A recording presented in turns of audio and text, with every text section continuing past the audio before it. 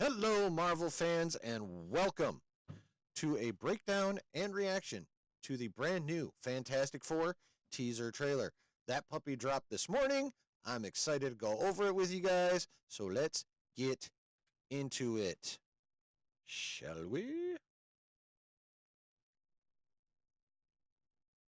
And away we go. Welcome to the Baxter Building. We make a point to do family dinner every week. Sunday at 7, on the dot, no matter what. We're all here.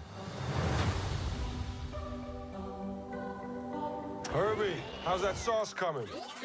Yeah, I'll be the judge of that. Okay. Okay, is this guy good or what? I want to add a couple cloves of garlic. Not because it's not delicious, I just want to add a little bit of zip, okay? T-5. Before we went up the first time, you couldn't turn invisible. Ben wasn't a rock. The best pilot in the world right here. Yeah. Best looking, he means. And Johnny never caught fire. Ben has always been a rock. Johnny is Johnny. Hi! And I am right here.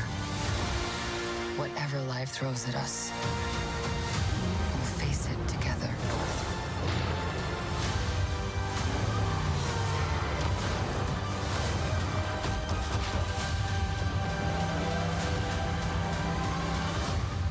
As a family.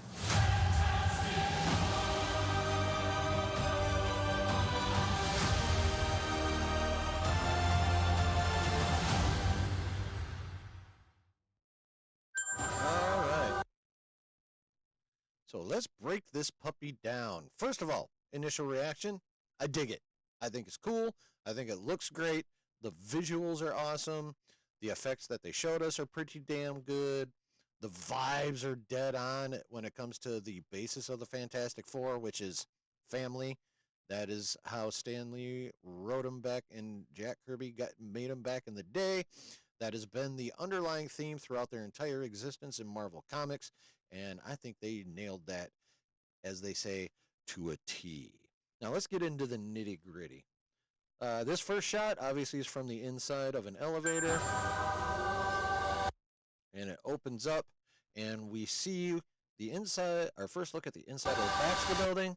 Looks like this is kind of like a family / living room area. You got these couches here, you got the fireplace in the middle. And you can see throughout, just not only on the inside of this room, but through this big panoramic window here, you can see the retro 60s vibe with the futurism mixed into it all over the place. The style of the fireplace, some of these chairs, these saucer-looking buildings right here, this building here, standard-looking Empire State Building though. But yeah, so this movie we've known for a while is going to be very retro futuristic, and I would say they pretty much nailed that aesthetic, at least in this shot right here. Welcome to the Baxter Building. So what we have is Reed and Sue here giving some kind of personage a tour. I think the most likely option is that it's a journalist of some sort, but you never know. It could be a member of New York's local government. Who knows? But whoever it is, they're obviously getting a tour of the Baxter Building. We make a point to do family dinner every week. And see, like I said, they jump right into the family aspect. We make a point to do family dinner every week. Sunday at 7, on the dot, no matter what. We're all here. And here we get our good first shot of the outside of the Baxter Building. And at least to me, again, you can see a little bit of futuristic stuff here and here and here, but also simultaneously retro. I think this building, at least the outside, obviously the inside has got that heavy 60s vibe. But for me, the outside of this is much more futuristic than it is retro 60s. But either way, you got the big Fantastic Four logo here. But whichever way you want to go with it, it looks damn good. Herbie, how's that sauce coming? Yeah, I'll be the judge of that. And again, we're diving right back into the emphasis on family, which has been at the core of the Fantastic Four since their inception. Okay. Okay, now I don't know if you obviously you probably noticed when he was clapping his hands, but I don't know if you noticed when he was licking the sauce off his finger, even just those little motions had little rock sounds next to them or with them. Let's listen again closely. Okay. Yep, a little more back there. Okay. Okay. Okay. Y'all hear that? Super appropriate sounds that someone who's been turned into a big humanoid pile of orange rock should be making, even doing something as small as licking their pinky. I love it. The attention to detail is awesome. And it looks like it's about, I'm guessing it's the Sunday because they're all gathered for dinner, and it's about 6:27, so it looks like dinner's arriving in about 33, 34 minutes. Hey, is this guy good or what? I went out a couple. And again, all you hear from Herbie is robot sounds. There were rumors that he was going to have a human voice, and he still may. You never know. But so far, all they're giving us is your normal robot, beeps type of sound. We'll close the garlic. Not because it's not delicious. I just want to add a little bit of zip. Okay? I just think it's kind of funny that even Moss Backrack is playing the thing, and he's also in The Bear. So I don't know if it's Eben or just coincidence or whatever, but evidently this dude can't stay out of a fucking kitchen, which is not a bad thing. It's just kind of funny. Here we get a shot of Reed in what looks like his workroom. It doesn't have the same kind of windows as that big family room looking thing. It looks like you got a lot of space. Got some kind of machinery going on over here. Can't really tell what, but you can see it's got a power line running to it. And then we got then we got blue here, and then we got a red line here running to another machine. So something's going on behind this chalkboard. But we can't tell what, but he's got his big old chalkboard to do work on right here. It's automated, pops up, pretty cool. T-5. And then we got another shot of him, except it looks like it's a lot darker now, because that just before it was in daylight. He is hard at work being Reed, solving stuff, got all these physics equations rocking and rolling.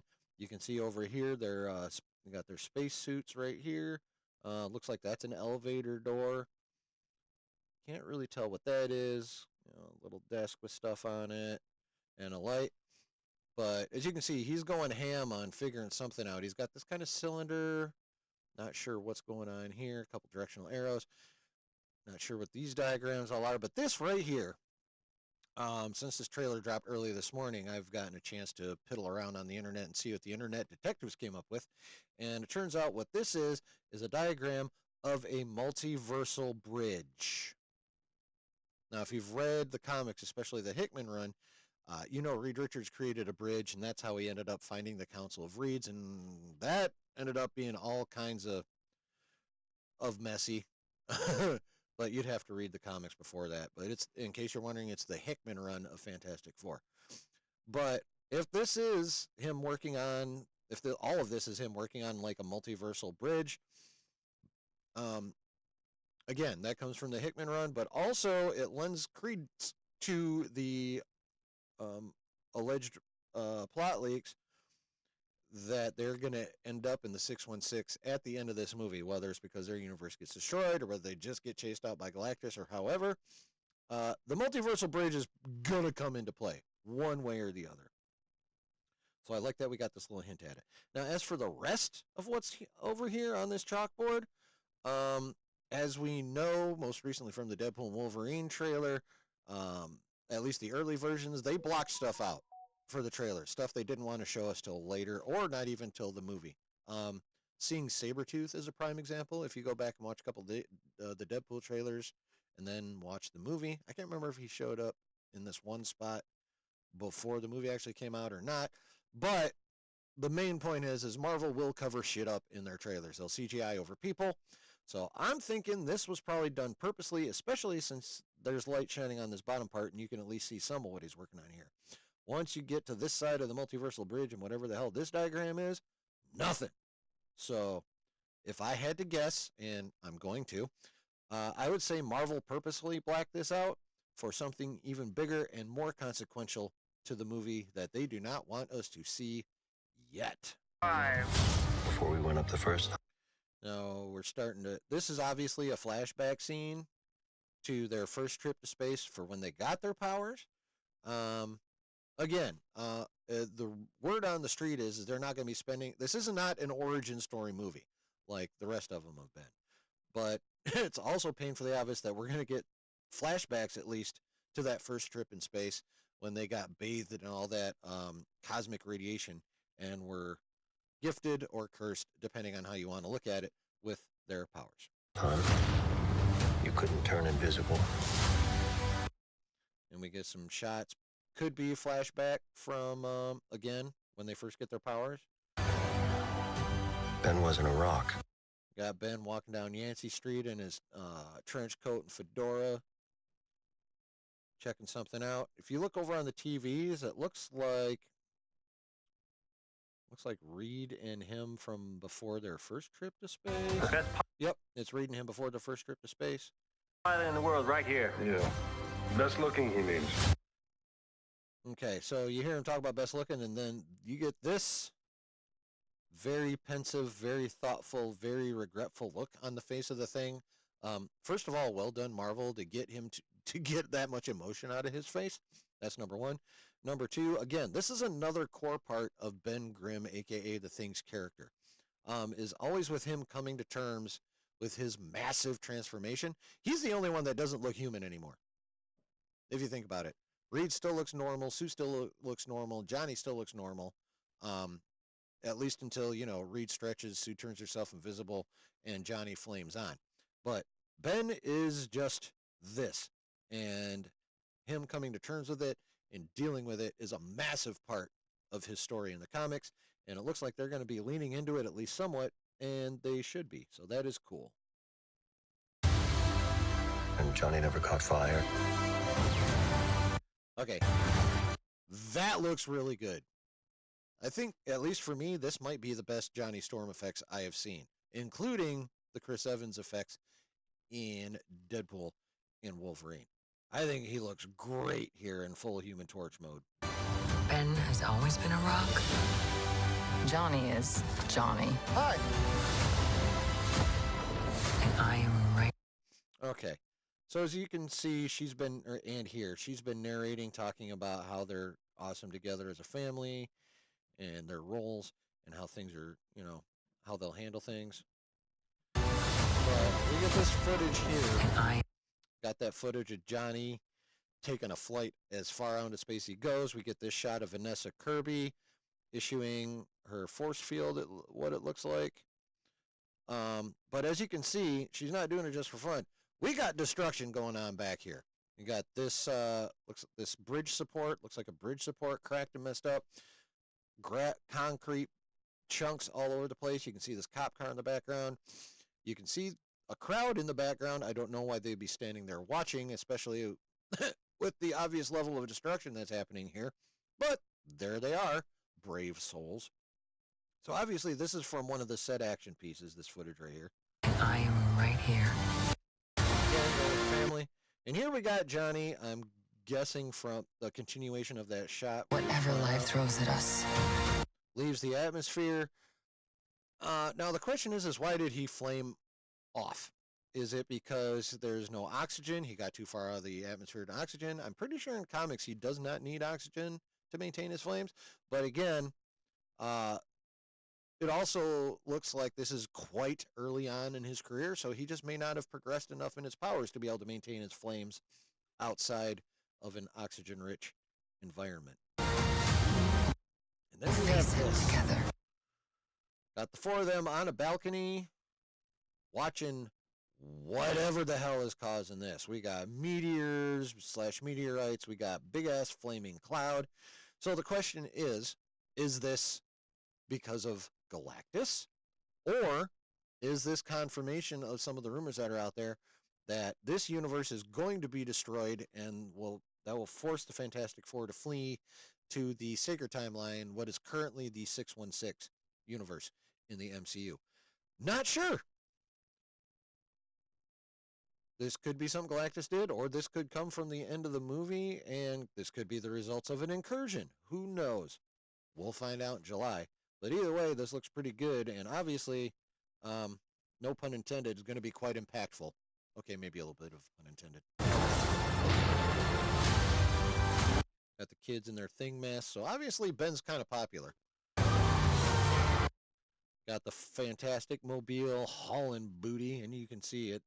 This is one of the best blends of 60s and futuristic we've got, because I've seen plenty of 60s cars that had this kind of headlight set up and whatnot, but you can see it's set up a bit more like a performance machine with the cockpit or driver's area set way back by the back, but it's pretty damn cool. And we saw Johnny flying through the city, and here we got Ben running down the street, and I'm thinking, I'm not sure about Johnny, but if I, fork to my nose, I think this is the same action set piece that we saw Sue generating her force field in earlier. Because as you can see, we got all this destruction, and we got steam coming out the sewers. We got all this busted up, again, more busted up concrete and stuff. So I'm thinking those two scenes go together. And here we have John Malkovich. Now, we do not know for sure who John Malkovich is playing. If you go to IMDb and look at his character, IMDb references a post from Charles Murphy on his Murphy's Multiverse website, where Charles Murphy intimates that this is the Red Ghost, a guy named Kragoff, a Russian. Since this is set in a futuristic-looking 60s era, this guy was in the comics. He was a Cold War Russian guy, which makes sense if this is the 60s. And his goal, big old scientist, and his goal was to try and figure out how the Fantastic Four got their powers and duplicate it, which he was successful of in the comics. So if Charles Murphy is right, this is Red Ghost, and he will be playing a Russian, which, of course, the most famous Russian character for John Malkovich that I can think of is his character in the movie Rounders. Pay that man his money. So I think that's going to be pretty dope if that is actually his character. And, well, personally, I just love John Malkovich. If they give him anything even remotely decent to work with, he's going to fucking kill it. So I'm looking forward to him in this movie as well. The shadow of Galactus coming in over Manhattan. And then a look at the big man himself. Well, at least his head. I love the look of the armor. You can see him turn his head, checking out Lady Liberty. The armor looks pretty dope. Some people might wonder why Galactus is small enough to, I'm guessing, stand here. Yeah, tower over everything, but stand there, or at least, be floating some off the ground. And that is because Galactus can alter his size at will. If he wants to come down to a planet and talk to somebody, or be small enough to land there and set up his planet consumption machine, which is how he consumes planets. He uses a machine that does what it does to the planet and feeds him energy. That's how he consumes planets. So it is actually not unusual for him to not be like celestial sized, although he can be. He can be if he so chooses, but he also doesn't have to be if he chooses not to. And evidently this is one of these cases. But he's still big, and I think he still looks damn good. Obviously much better than the Return of the Silver Surfer Galactus, which was a big old space fart. As a family. See, and again, the emphasis with the family thing. And of course, the four of them on what looks to me at least to be a promotional stage of some kind. Because in the comics, Reed, out of a sense of guilt for having this happen to his friends and family, especially Ben, since he was changed the most, he decides to go about making them somewhat famous. That way, instead of feeling like outcasts and freaks, he found a way for them to be not only just accepted in society, but lauded. Okay, so we have them here on this presentation-looking stage with their symbol behind them and all these arrows pointing right at the stage. So I'm guessing this is some kind of promotional thing in line with what Reed's trying to accomplish to help them become mainstream, despite all their unusual abilities, and in Ben's case specifically, appearances.